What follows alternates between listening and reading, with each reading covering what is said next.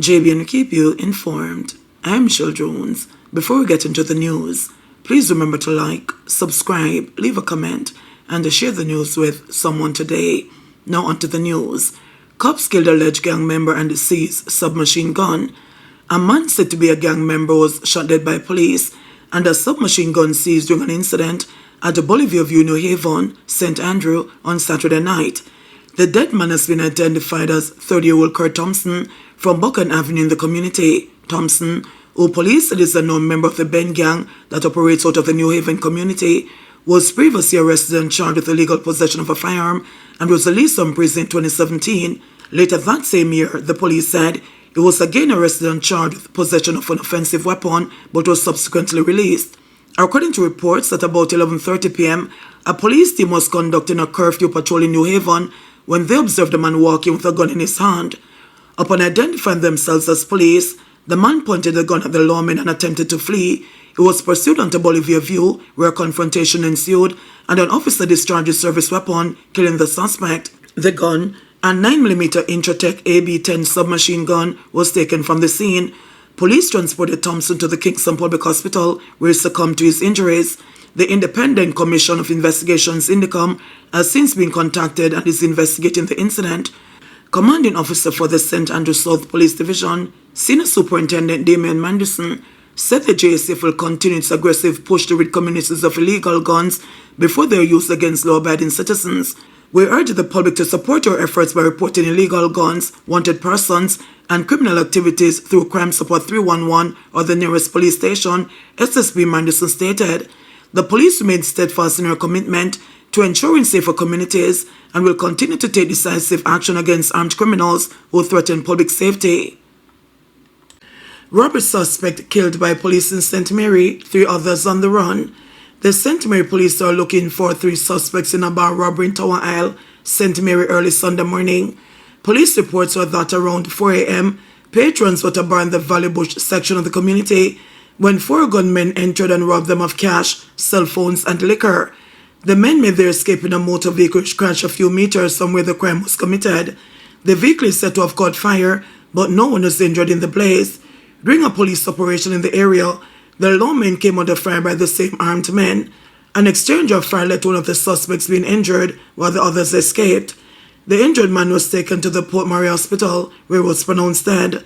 A Glock 9mm pistol with a magazine containing 11 rounds of ammunition, a cell phone suspected to belong to one of the patrons, and the money was found on the deceased.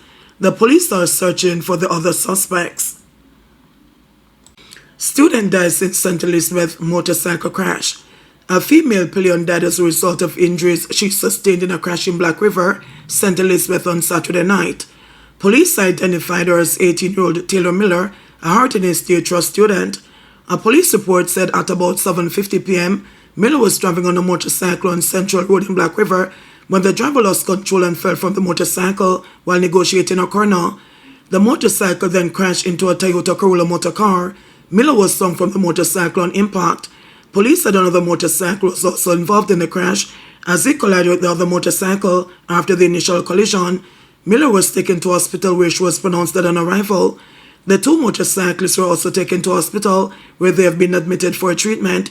The driver of the Corolla motor car escaped without injury, police said. Search on after motorist allegedly speeds away from checkpoint, leaving loaded gun. The police in St. Catherine have launched a manhunt for the driver of a motor car who allegedly sped away from a checkpoint, leaving behind a loaded gun in the early hours of Sunday morning. The police team was reportedly conducting a vehicle checkpoint along the Treadways Main Road near Linstead at around 1:10 a.m. when the driver of a red plate Toyota Probox was signaled to stop. The driver complied, but hastily told the police he needed to urinate. During the interaction, he allegedly threw an object into nearby bushes, re-entered the car, and sped from the scene. The police retrieved the discarded item and discovered that it was a 9mm pistol with a magazine containing 4 rounds of ammunition. The Linstead Criminal Investigation Branch is investigating. Senior citizen killed in St. Mary crash. A senior citizen was killed in a motor vehicle crash on the Prospect Main Road in St. Mary on Saturday, marking the 3rd fatal accident in the parish within a week. That is 74-year-old Ronald Schaefer of Tower Isle, St. Mary. According to reports, around 1:30 p.m., Schaefer was driving a white Toyota Corolla, which had apparently stopped on the soft shoulder on the right side of the road. As he attempted to move to the left, his vehicle was stuck on the right side by a white Toyota Axio traveling in the opposite direction. Schaefer sustained injuries and was rushed to the St. Anne's Bay Regional Hospital, where he was pronounced dead. A passenger in the Axio suffered minor leg injuries and was treated and released. This latest fatality follows 2 other deadly crashes in the parish early in the week. On Wednesday, a 25-year-old man died at the Onoto Bay Hospital after being involved in a crash along the Augusta Vale Main Road. He was among 5 occupants of a Toyota Mark X traveling from Kingston. A police officer in the vehicle sustained serious injuries and remains hospitalized. On Monday, 30-year-old Mary Scott of Finestone, St. Anne, died after his white Toyota Axio crashed along the Rio Nuevo Main Road near the Bata site. The police are investigating all 3 incidents and are urging motorists to exercise greater caution on the roads to prevent further tragedies. 3 Haitians arrested in St. Elizabeth. The St. Elizabeth police arrested 3 Haitians and seized more than 500 pounds of marijuana in Locovia Saturday morning. The police say they acted on information, visited a home at about 10:30 a.m. and seized the drugs, while also taking the 3 Haitians, all females, into custody. The operation was carried out based on intelligence that a particular premises was being used as a site to coordinate drugs for gun activities. When the police arrived at the location, we saw 3 females. All 3 are Haitian. And a search of the premises was carried out, and in doing so the police found and seized 566 pounds of ganja in compressed and loose form. These are packaged in plastic bags and various other containers. The 3 females were taken into custody, so they may be interviewed. NWC writes off $600 million of arrears. 21,000 customers benefit from amnesty, says Wholeness. More than 21,000 customers of the National Water Commission NWC, who have been disconnected for more than 6 months, have so far made use of the amnesty being offered by the state-owned company as at March 14. Prime Minister Andrew Holness says the water utility has written off over $600 million of debt while collecting more than $207 million in arrears. He was given an update on the amnesty during his recent contribution to the 2025-26 budget debate in the House of Representatives.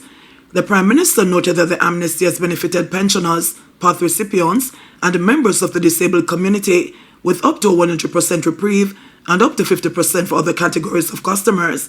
He first announced the amnesty at the Jamaica Labour Party annual conference last November. Total reconnections so far total 3,271, with a further 5,135 awaiting reconnections. This has yielded over 207 million Jamaican dollars in revenue collected for the NWC that would have been uncollectible otherwise. We have also written off 600 million Jamaican dollars of debt from those who most needed it, restoring the supply of water and returning dignity to households, Holness said. This program is helping our most vulnerable. As such, I've instructed the National Water Commission to extend the program for a further 2 months, he said. JBN keep you informed. Please remember to subscribe, like, share, leave us a comment, and click the notification bell to receive our daily news items.